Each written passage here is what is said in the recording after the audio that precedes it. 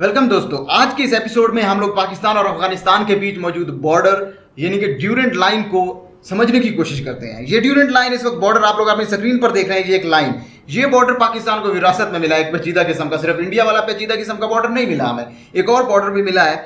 ये बॉर्डर पाकिस्तान बनने से पहले आप देख सकते हैं, ऊपर कॉर्नर पर लिखा हुआ है 1893 में ही बन गया था। पाकिस्तान बनने से पहले ये ड्यूरेंट लाइन असल में अंग्रेजों ने, जब वो इधर इंडिया पर जब काबिज थे, उन्होंने अफगान हुकूमत के साथ मिलकर एक ट्रीटी साइन किया था ड्यूरेंट लाइन का। और ये बॉर्डर उस वक्त की लाइन ये खींच दी गई थी। आप लोग यहाँ पर डार्क शेडेड एरिया देख सकते हैं। ये शेडेड एरिया असल में पश्तून पॉपुलेशन को शो कर रहा है। और आप लोग देखेंगे ये जो लाइन है ये बीचों बीच उस पश्तून पॉपुलेशन को दो हिस्सों में डिवाइड कर रही है। आधे पश्तून जो है अफगानिस्तान वाली साइड पे जा रहे हैं और आधे पख्तून जो है वो पाकिस्तान वाली साइड पे आ रहे हैं, जो कि उस वक्त इंडिया का सॉरी पूरे इंडिया ब्रिटिश राज का हिस्सा था।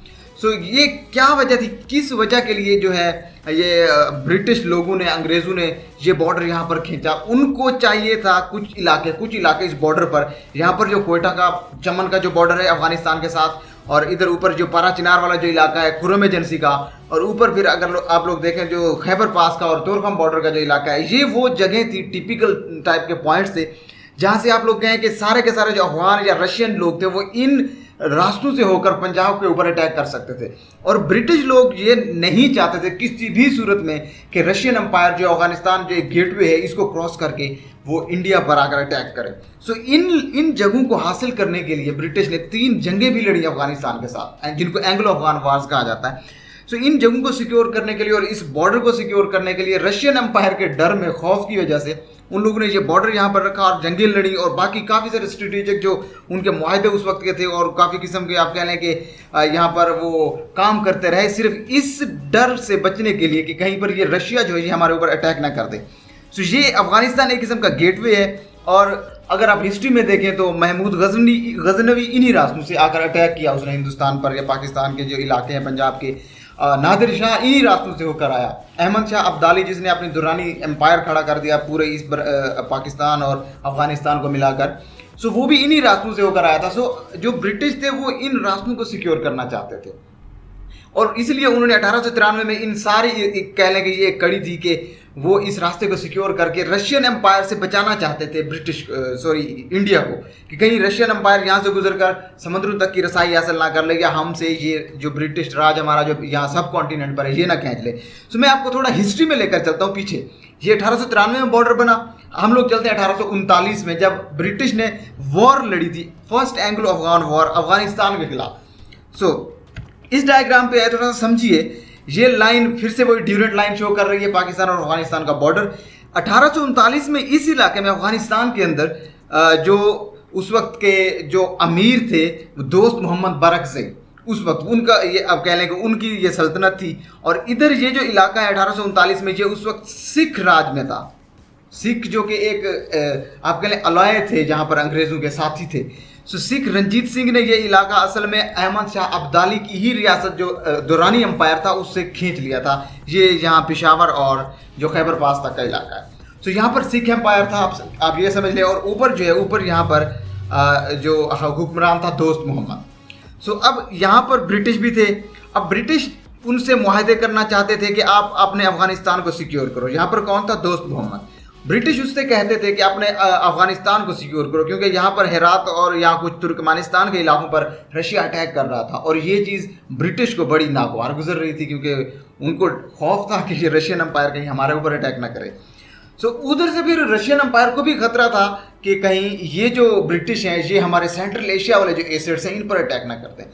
सो दोनों अपने आप से दूर भी रहना चाह रहे थे। दोनों एक दूसरे से आप समझ लीजिए खौफजदा भी थे, और इनकी जो फॉरेन पॉलिसीज़ थी वो साजिशें भी हो रही थी कुछ। सो ये दोस्त मोहम्मद शॉर्ट करते हैं। दोस्त मोहम्मद को ये कहते हैं, ब्रिटिश कहते हैं उसको, उसके साथ मुआहदे वगैरह करने की कोशिश करते हैं कि आप अपने अफगानिस्तान को सिक्योर करो। लेकिन दोस्त मोहम्मद बदले में पता है क्या कहता है कि आप मुझे ये जो सिखों वाली सल्तनत है ये मुझे वापस कर दें, फिर मैं यहाँ से हेरात के ऊपर जो अटैक्स हैं उनको कम करवाऊँगा, अपनी कोशिश करूँगा हेरात के ऊपर, जो हेरात ये इलाका है अफगानिस्तान का कि यहाँ पर जो रशियन एम्पायर घुसने की कोशिश कर रहा है, मैं इसके खिलाफ फिर एफर्ट करूँगा, अपनी जो मेरी होगी फोर्स इस्तेमाल करूँगा। लेकिन ये इलाका जो है, ये पंजाब का इलाका जो सिख एम्पायर का था, ये अंग्रेज़ जो थे ये वापस नहीं करना चाहते थे। सो इसी कश्मकश में आकर 1839 में जो यहाँ पर थे दोस्त मोहम्मद, उसके एम्पायर पर अटैक कर देते हैं ब्रिटिश। दोस्त मोहम्मद को बरतरफ कर देते हैं, वहाँ पर अपना एक अफगानिस्तान का साबिक एक नुमाइंदा वहाँ पर अपना लगा देते हैं और अपनी फौज भी वहाँ पर रख लेते हैं। ये 1839 में होता है, फर्स्ट एंग्लो अफगान वार। उसके बाद क्या होता है मैं आपको ब्रीफली बताता हूँ। 1839 के बाद वहाँ की जो अफगान पॉपुलेशन थी उन्होंने मुजाहमत की, उन्होंने अफगान फौजियों को और वो जो अफगानिस्तान के अंदर जो ब्रिटिश फौजी थे उनको भी मार भगाते हैं, बाहर निकालते हैं, और जो नुमाइंदा ब्रिटिश ने वहाँ पर खड़ा किया था काबुल में उसको भी हटा देते हैं। यूँ जो ब्रिटिश थे आप समझ लेंगे उनको हार हो जाती है यहाँ पर 1842 में। उसके बाद फिर से दोस्त मोहम्मद का यहाँ पर जो है वो एम्पायर फिर से खड़ा हो जाता है। तो ये फर्स्ट वॉर थी। उसके बाद 1878 में एक बार फिर यहाँ पर ब्रिटिश चढ़ाई कर देते हैं। उनका इंटरेस्ट वही था कि एक तो हम इनकी जो फॉरेन पॉलिसी है अफगानिस्तान की उसको कंट्रोल करें, और दूसरा ये जो इलाके इस लाइन पे आ रहे हैं जो कि आप कह लें कि गेटवे हैं, रास्ते हैं रशियन एम्पायर को घुसने के लिए जो इस्तेमाल हो सकते हैं, उन रास्तों को सिक्योर करना चाहते थे ब्रिटिश। सो उन्होंने क्या करते हैं 1878 में एक और वॉर शुरू करते हैं जिसको सेकंड एंग्लो अफगान वॉर कहा जाता है। अब इस वक्त यहाँ पर दोस्त मोहम्मद उसकी वफात हो चुकी होती है 1878 के अंदर। उसके जानशीन जहाँ पर मौजूद होता है वो भी आप कह लें कि प्रो रशियन, वो भी ब्रिटिश लोगों की बातें उनके मुआहदे दोस्त मोहम्मद की तरह ना मानने वाला कि हम जो है यहाँ पर अगर अटैक होता है कोई किसी भी किस्म का तो हम ब्रिटिश के अगेंस्ट था। ब्रिटिश के कोई डेलीगेट्स उससे अगर मुआहदा करना चाहते हैं तो उनसे मिलने से इनकार कर देता। रशिया के साथ वो अपने राब्ते बढ़ाने की कोशिश करता। तो दूसरी एक वॉर जो है फिर से यहाँ पर ब्रिटिश ने स्टार्ट कर दी 1878 में, जिसको सेकंड एंग्लो अफगान वॉर कहा जाता है। और जो इस वक्त यहाँ पर जानशीन था दोस्त मोहम्मद का, उसका नाम शेर अली था। शेर अली को शिकस्त हो जाती है सेकंड एंग्लो अफगान वॉर में, जो ब्रिटिश है उसको भगा देते हैं। और इस दूसरी वॉर के अंदर आप समझ लें कि ब्रिटिश एक किस्म की बढ़तरी ले जाते हैं, और इस वॉर के अंदर वो जो इलाके थे सारे यहाँ पर कोयटा चमन बॉर्डर का इलाका आप कह लें, इधर से खुरम एजेंसी का, ऊपर से खैबर पास का, इन पर कब्जा कर लेते हैं ब्रिटिश। और जो फॉरेन पॉलिसी होती है वो भी इनके कंट्रोल में आ जाती है। अफगानिस्तान की फॉरेन पॉलिसी वो भी ब्रिटिश के कंट्रोल में आ जाती है। यूँ ब्रिटिश जो है अपनी पोजीशन को यहाँ पर मजबूत कर लेते हैं रशियन एम्पायर के खिलाफ। अब आगे क्या होता है 1878 के बाद, अब ये वॉर जो है चलती है आगे 1919 आ जाता है। यहाँ पर अमानुल्लाह खान की हुकूमत आ जाती है अफगानिस्तान के अंदर। वो कहता है कि जो फॉरेन पॉलिसी है हमारी वो हमारे अपने कंट्रोल में आएगी 1919 में। अब वो अटैक कर देता है ब्रिटिश एम्पायर पर और वो अपनी फॉरेन पॉलिसी है उसको आज़ाद करा लेता है। इसलिए 1919 को कहा जाता है कि ये अफगानिस्तान का जो आज़ादी का साल है 1919 का। और वो आज़ादी कौन दिलवाता है इनको? अमानुल्लाह खान। क्योंकि उस वक्त ब्रिटिश को भी पता चल चुका होता है कि अब क्योंकि हम बरसगीर से निकलने वाले हैं, हमने ये इलाका जो मुस्लिम और हिंदू कम्युनिटी में डिवाइड कर देना है। सो अब उन्होंने भी जो फॉरेन पॉलिसी थी उसका जो इख्तियारात थे वो वापस कर दिया अफगानिस्तान को। सो यूँ अफगानिस्तान की थर्ड एंग्लो अफगान वार होती है वो 1919 वाली, जिसमें जो फॉरेन पॉलिसी का इख्तियार होता है वो अमानुल्लाह खान वापस कर लेता है। और ये जो इलाके होते हैं अब आते हैं 1893 वाली वो बात। 1893 वाली बात में जो सर ड्यूरेंट होते हैं, जिनके नाम पे फिर ड्यूरेंट लाइन का नाम रखा गया, वो बात करते हैं जहाँ पर मौजूद एक जो इनका हुक्मरान उस वक्त था जो अब्दुर्रहमान खान था, वो भी एक्चुअल में जो शेर अली को जब अंग्रेज़ों ने यहाँ पर भगाया उसको अपना मुकर्रर यहाँ पर अमीर मुकर्रर कर दिया। अंग्रेज़ों की सपोर्ट में ही था वो, उसने अंग्रेज़ों के आगे हथियार डाल दिए थे और हार मान ली थी सेकंड एंग्लो अफगान वॉर में। और उसने ये मुआहदा 1893 में फिर ये मुआहदा किया ड्यूरेंट लाइन का। और यूँ 1893 में ये ड्यूरेंट लाइन अफगानिस्तान और पाकिस्तान उस वक्त के सब कॉन्टिनेंट के दरमियान में एक आप कह लें कि पार्टीशन हो गई और एक बाकायदा किस्म की एक लाइन बन गई कि इससे इधर अफगानिस्तान है, इधर सब कॉन्टिनेंट है। और उसके इंटरेस्ट मैंने आपको पहले बता दिया कि ब्रिटिश इंटरेस्ट कौन कौन से थे, कौन कौन से वो गेट्स थे जिनको वो सिक्योर करने की कोशिश कर रहे थे। अब 1919 में अफगानिस्तान आज़ाद होता है, उनकी फॉरेन पॉलिसी उनके पास जाती है। 1947 में पाकिस्तान आज़ाद होना होता है। और ये जो सारे फैसले ब्रिटिश और अफगानिस्तान एम्पायर के बीच में हुए वो अब फैसले आने थे पाकिस्तान के पास। 1947 में जब पाकिस्तान बना तो उस वक्त एक तनाज़ा खड़ा हो गया। ये जो पश्तून पॉपुलेशन आप लोग देख रहे हैं, ये ग्रीन है शेर वाली। सो इन पश्तूनों ने कहा कि वो जो हमारे मुआहदे थे वो तो ब्रिटिश के साथ थे, पाकिस्तान के साथ तो नहीं थे। सो इन लोगों ने यहाँ पर बन्नू के अंदर एक किस्म की करारदाद पेश करते हैं। पश्तून जो आप कह लें कि जो कौम परस्त थे, जो एक्सट्रीमिस्ट आप भी उनको कह लें, अगर कौम परस्त का वर्ड मेरे ख्याल में बेहतरीन रहेगा, उनने करारदाद पेश की कि हम लोग अपना इसको अलहदा मुल्क बनाएंगे, पश्तूनिस्तान क्राइसिस जिनको अगर हम लोग कह सकें। सो अब पश्तून जो कौम परस्त थे उन्होंने ये करारदाद पेश कर दी 1947 आज़ादी के वक्त में कि पाकिस्तान बनने से पहले, पाकिस्तान बनते वक्त हमें भी आज़ादी दो, हमारा भी अपना मुल्क बनाओ जिसको पश्तूनिस्तान बनाओ। लेकिन उस करारदाद को जो ब्रिटिश थे उन लोगों ने कोई इंपॉर्टेंस नहीं दी पश्तूनिस्तान को बनाने में, बल्कि उनने यहाँ फिर एक और काम किया कि रेफरेंडम करा दिया पाकिस्तान और इंडिया के माबैन कि ये लोग जो है यहाँ वाले जो पश्तून कम्युनिटी है वो किस हक़ में वोट देना चाहते हैं। सो यहाँ पर जो पश्तून ज़्यादा कम्युनिटी थी उन्होंने 98-99% मोस्टली मेजोरिटी आप कहें कि पाकिस्तान के हक़ में वोट दिया। और यूँ ये सारा जो इलाका है जिसको उस वक्त सूबा सरहद कहा जाता था, आज से 10-12 साल पहले भी इसको सूबा सरहद बोला जाता था, फिर इसको खैबर पख्तूनख्वा का नाम दिया गया। ये और यहाँ पर कोई ट्राइबल एरिया जो इस जगह पर बॉर्डर जिसको फाटा पहले कहा जाता था, अब वो पाकिस्तान के खैबर पख्तूनख्वा में उसको आप कह लें कि जम हो गया है। सो ये सारे इन लोगों ने वोट किया रेफरेंडम में पाकिस्तान के लिए और ये पाकिस्तान का हिस्सा बन गए 1947 में।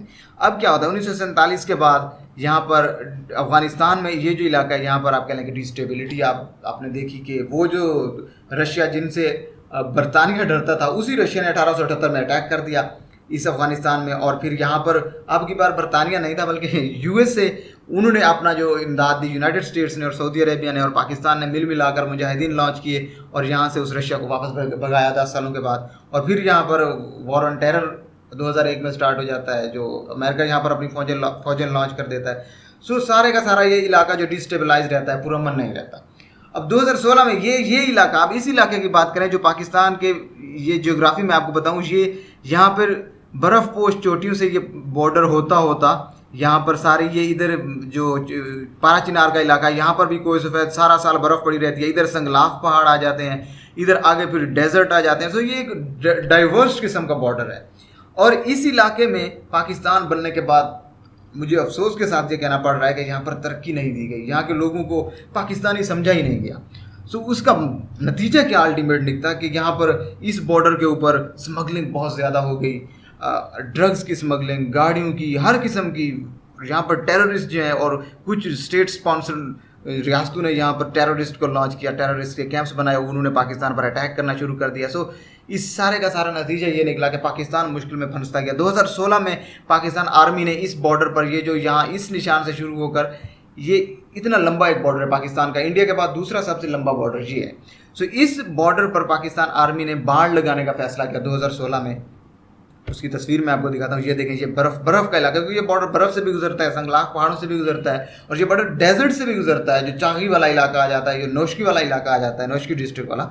सो ये सारा इलाके में पाकिस्तान आर्मी ने इसी ड्यूरेंट लाइन के ऊपर बॉर्डर लगाने का, ये जो आप देख रहे हैं बॉर्डर लगाने का फैसला किया ताकि वो जो गैर कानूनी एक किस्म की आप कह लें कि जो स्मगलिंग हो रही है उसको रोका जाए। टेररिज्म जो इस रास्ते से इस गेटवे से हो रही है, जो कि पिछले कई साल से इस्तेमाल होता है, इसको किसी तरह से लीगल कर दिया जाए। यहाँ पर एंट्री इस वाले पाकिस्तान वाली साइड से उधर अगर जाएँ, उधर से इधर आए, तो एक लीगल प्रोसीजर के बाद ही लोग इधर उधर आ पाएँ और हर किस्म की स्मगलिंग जो उसको रोका जाए। 2016 में ये प्रोजेक्ट शुरू किया पाकिस्तान आर्मी ने, जो कि तकरीबन अब मुकम्मल हो चुका है, जो कि खुशाइंद बात है किस्म की। देखिए, पश्तून लोगों के दरमियान में एक दरार तो पड़ गई है, लेकिन अमन के लिए ये चीज़ ज़रूरी है।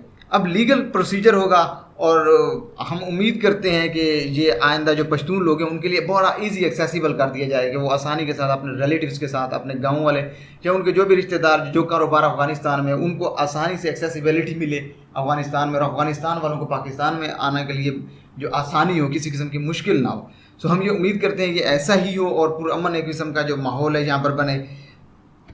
सो मैं उम्मीद करता हूँ कि ये वीडियो जो है इसने इन्फॉर्मेशन आपको अच्छी प्रोवाइड की होगी। अगर आप लोग जो हैं इस बारे में किसी भी किस्म की इन्फॉर्मेशन मेरे साथ शेयर करना चाहते हैं तो कमेंट बॉक्स में ज़रूर मेरे साथ शेयर कीजिएगा। और अगली वीडियो तक मुझे इजाज़त दीजिए। वीडियो लंबी हो रही है, शॉर्ट करते हैं वीडियो को। अपनी ओपिनियन मेरे साथ ज़रूर शेयर कीजिएगा कमेंट बॉक्स में, क्योंकि बहुत से लोग ऐसे भी होंगे जो मुझसे बेहतर जानते होंगे। सो आपके कमेंट्स की वजह से मेरे नॉलेज में इजाफा होगा। सो अगली वीडियो तक मुझे इजाज़त दीजिए। अल्लाह हाफिज़। पाकिस्तान जिंदाबाद।